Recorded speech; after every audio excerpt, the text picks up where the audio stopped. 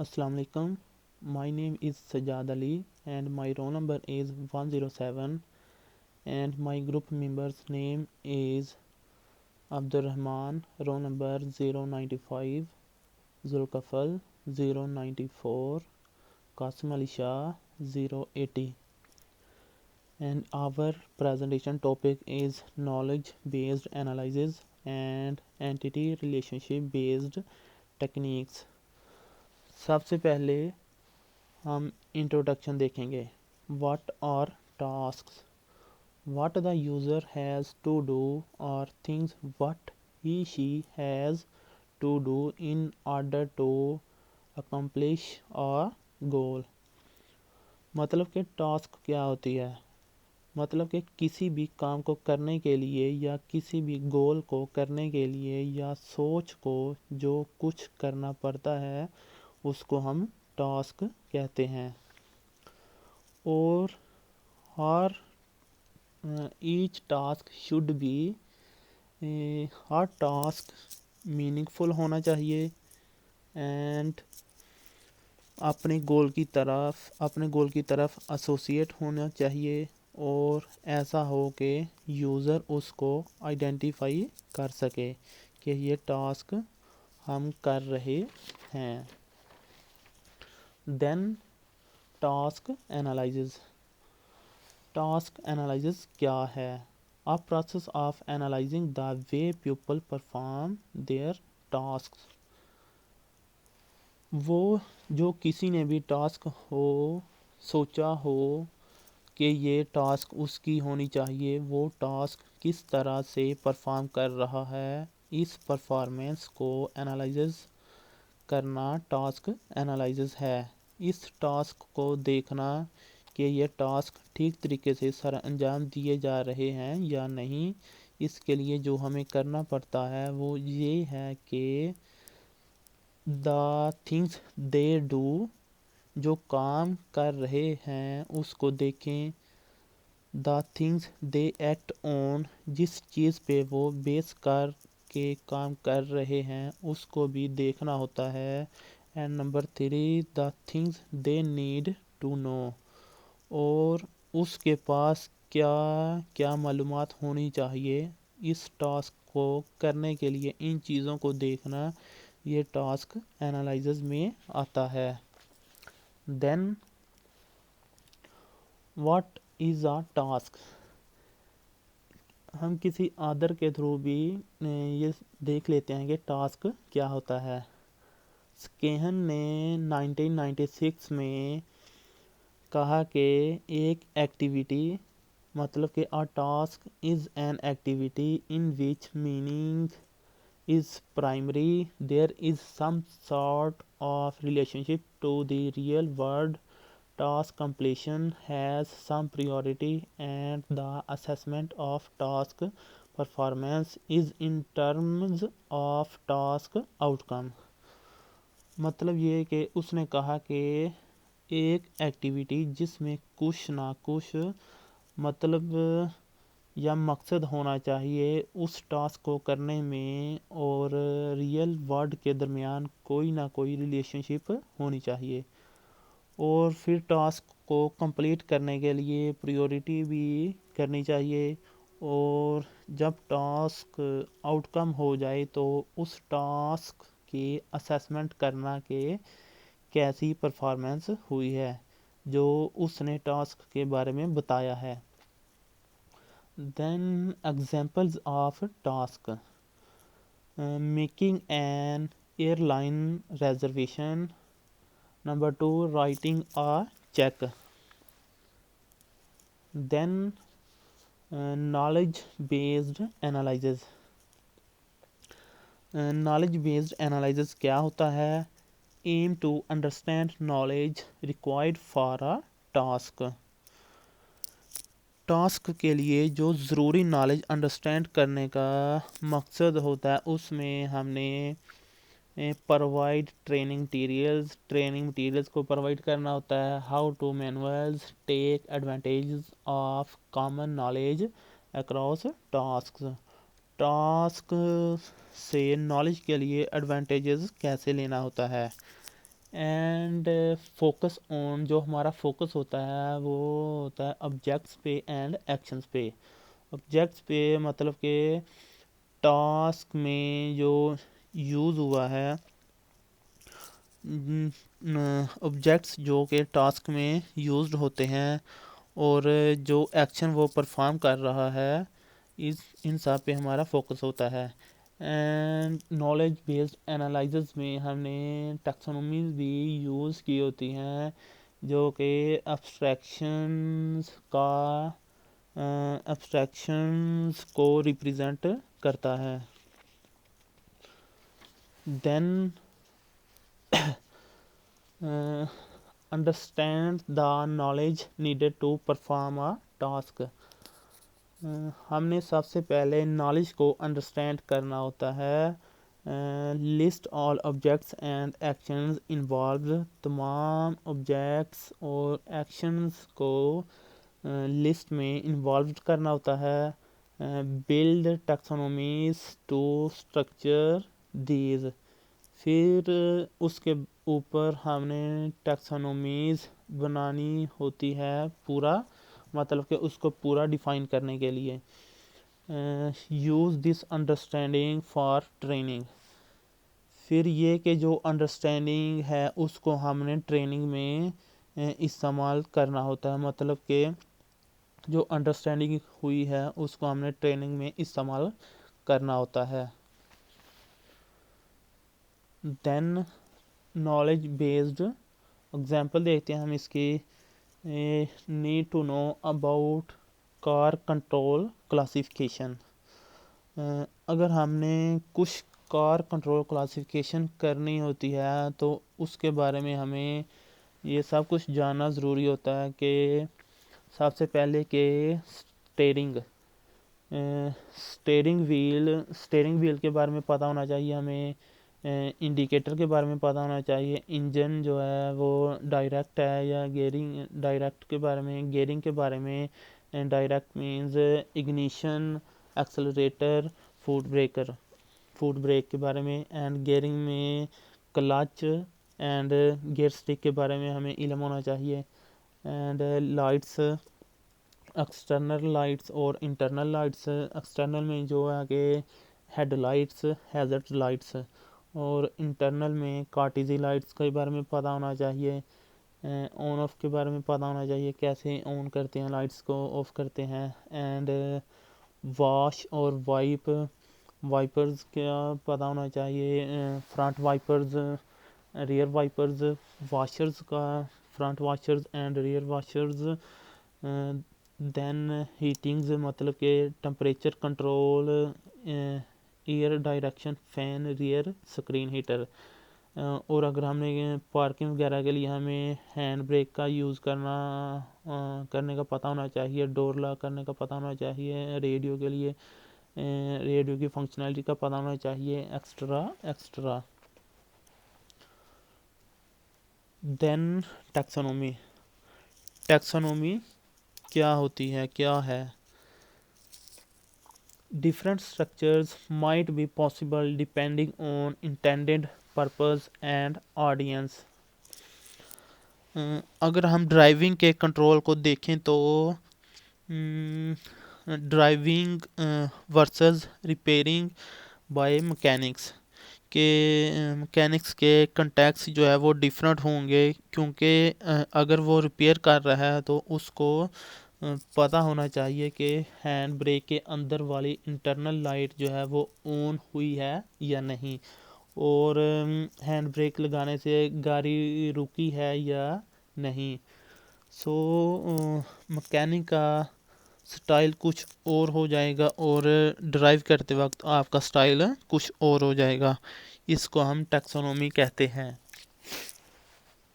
Then task descriptive hierarchy. exor object in only one category and object in all categories, or object in at least one categories। इसमें 3 तरह के operator use करते हैं हम। Then car control classification के example मज़ीद हम read करते हैं।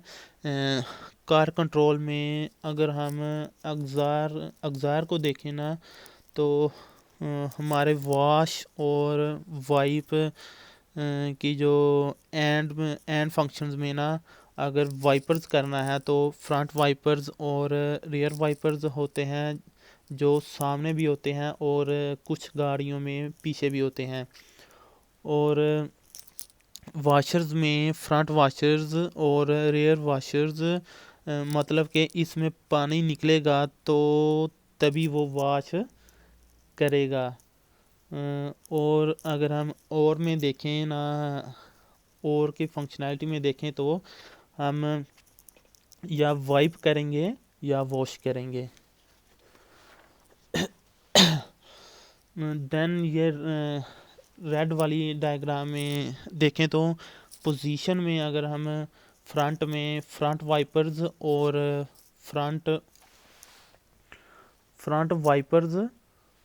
फ्रंट वाशर्स ही यूज़ होंगे, इसमें फ्रंट वाइपर्स और फ्रंट वाशर्स ही यूज़ होंगे। एंड रियर में rear wipers and rear washers ही यूज़ होंगे। मतलब कि फ्रंट के लिए फ्रंट वाइपर्स और फ्रंट वाशर्स एंड रियर के लिए रियर वाइपर्स और रियर वाशर्स एक साथ यूज़ होंगे। बट इसमें जो फर्स्ट वाली ये जो डायग्राम है ना, इसमें वाइपर्स के लिए फ्रंट वाइपर्स और रियर वाइपर यूज़ होते हैं, और वाशर्स के लिए फ्रंट वाशर्स और रियर वाशर्स यूज़ होते हैं। ये डिफरेंस है इन दोनों में। देन हम चलते हैं entity relationship based techniques. emphasis on objects, action and their relationships, similar to object oriented analysis but include मतलब ये कि फिर ये मतलब कि ऑब्जेक्ट ओरिएंटेड एनालिसिस के ये सिमिलर होता है, लेकिन इंक्लूड्स जो होता है इसमें नॉन कंप्यूटर एंटिटीज़। इसमें जो नॉन कंप्यूटर एंटिटीज़ हैं ना, वो इसमें इंक्लूड होती हैं। एंड नंबर 2 जो है वो emphasises domain understanding not implementation. ज़ाहिर बात है कि ऑब्जेक्ट ओरिएंटेड में इम्प्लीमेंटेड ज़्यादा हो सकती हैं। देन रनिंग एग्जांपल हम इसकी देखें ना, तो Vera's veggies a market gardening firm. Vera's veggies जो है ये मार्केट करती है गार्डनिंग की चीज़ों को। Owner manager Vera Bradshaw, employees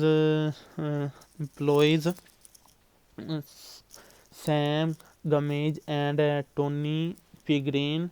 जो इसके वेरियस टूल हैं ना, टूल होती हैं ना, वो ट्रैक्टर फारजी के नाम से होते हैं। And 2 fields and a glass house, new computer controlled irrigation system. ये सब चीज़ें इसमें मौजूद हैं वीराज वेजीज की गार्डनिंग की फार्म में जो मार्केट करती हैं। देन हम देखते हैं ऑब्जेक्ट्स, मतलब कि कौन कौन से ऑब्जेक्ट हो सकते हैं। Start with list of object and classify them. Concrete object कौन कौन से हो सकते हैं। Simple things spade plough glass house. Simple things में जो है कि वो सिंपल थिंग में कुदाल है, बेलचा है या ग्लास हाउस है। एंड देन एक्टर्स में देखें तो इसमें एक्टर्स कौन कौन से हो सकते हैं। ह्यूमन एक्टर्स जो है वीरा है, सैम है, टोनी है एंड द कस्टमर्स है। Then what about the irrigation controller, जो कि इसमें मौजूद हैं या नहीं ये भी देखना होता है। Then composite objects sets the team, मतलब कि टीम क्या इसमें वीरा सैम और टोनी क्या है। और जो टपल्स हैं वो ट्रैक्टर में भी फारगी भी हो सकते हैं और प्लाफ भी। प्लस मतलब के बेलचा।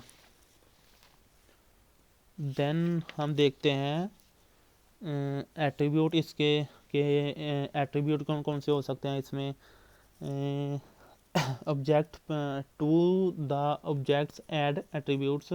Object pump three simple irrigation pump, मतलब कि पंप थ्री इरिगेशन पंप, मतलब कि इसमें पंप थ्री जो है वो एट्रीब्यूट होता है। इसमें स्टेटस अगर इसका हम देखें ना तो वो या तो ऑन होगा या ऑफ होगा या फिर फॉल्टी होगा। और अगर हम इसकी कैपेसिटी अगर देखें ना तो ये 100 लीटर्स पर मिनट के हिसाब से पंप कर सकता है पानी को। Then need not be computationally complete. ये जो कुछ भी है ना इसमें एट्रीब्यूट हो सकता है कंप्लीट हूँ या हो सकता है कुछ एट्रीब्यूट कंप्लीट ना भी हों। देन हम एक्शंस देखते हैं। List actions and associate with each. हम एक्शंस पहले लिस्ट करेंगे, इसमें हम एक्शन पहले लिस्ट करेंगे फिर इसको एसोसिएट करेंगे। Agent who perform the actions. Patient which is changed by the action and instrument use to perform actions, मतलब कि वो जो कि उस एक्शन को परफॉर्म करने के लिए यूज़ हुआ है। देन हम इसकी एग्जांपल्स देखें तो सैम जो है वो एजेंट है एंड प्लांटेड वो एक्शन है। द लीक्स जो है वो पेशेंट है।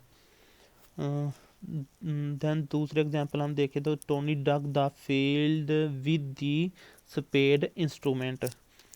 जो टोनी है ना इसमें वो टोनी एजेंट है और डग जो है वो एक्शन है और जो इसमें इंस्ट्रूमेंट यूज़ हो रहा है ना वो स्पेड है एंड जो फील्ड है ना वो पेशेंट है। Then events. Events are when something happens, मतलब कि अगर कुछ होगा तो वो इवेंट होगा। Performance of action Sam dug the carrots, मतलब कि अगर सैम ने कैरेट को डग किया है तो ये परफॉर्मेंस ऑफ एक्शन होगा। और spontaneous events the marrow seed germinated, जो कि सीड जो है वो जर्मिनेटेड होगी and the humidity drops below 25%। और ह्यूमिडिटी जो मेंटेन करनी है ना वो ड्रॉप्स बिलो 25% होगी तो ये स्पॉन्टेनियस इवेंट्स होगा। Then timed events at midnight the controller turns up, मतलब कि मिडनाइट का जो ग्लास हाउस का कंट्रोलर है ना ह्यूमिडिटी को मेंटेन करने के लिए ये खुद ब खुद टाइम्ड हो जाना चाहिए। और ये टाइम्ड इवेंट हो सकता होगा या टाइम इवेंट्स है ह्यूमिडिटी को मेंटेन करने के लिए। ह्यूमिडिटी को मेंटेन करने के लिए जो खुद ब खुद टाइम्स हो जाता है इसमें, या ग्लास हाउस का जो कंट्रोलर होता है इसके हाथ में जो ये टाइम इवेंट्स है। Then relationship. रिलेशनशिप में ऑब्जेक्ट टू ऑब्जेक्ट में देखें तो सोशल में Sam is subordinate to Vera. इसमें वीरा जो है वो ओनर है तो सैम सब ऑर्डिनेट है। सैम सब ऑर्डिनेट है सोशल में एंड स्पेशल में pump three is in the glass house. इसमें फ़र्ज़ कर लें कि स्पेशल में पंप थ्री ग्लास हाउस में मौजूद है और वो लीक हो रही है उसमें तो उसने इसे ठीक करनी है। Then actions to object agent listed with object patient and instrument and actions and events temporal and casual, ये टेम्पोरल भी हो सकती है, मतलब कि टाइम बेस भी हो सकती है, एंड कैजुअल और कैजुअल भी हो सकती है. Sam digs the carrots because Vera told him. So इसको सो उसको कैरेट को निकालना है, मतलब कि खोदना है, क्योंकि वीरा ने कहा था. अब ये टाइम बेस भी होगा क्योंकि जब उसने कहा तो उसने किया. एंड कैजुअल भी हो सकता है, कैजुअल भी होगा, मतलब कि जब बोला गया तो हो गया. Thank you class. Any question?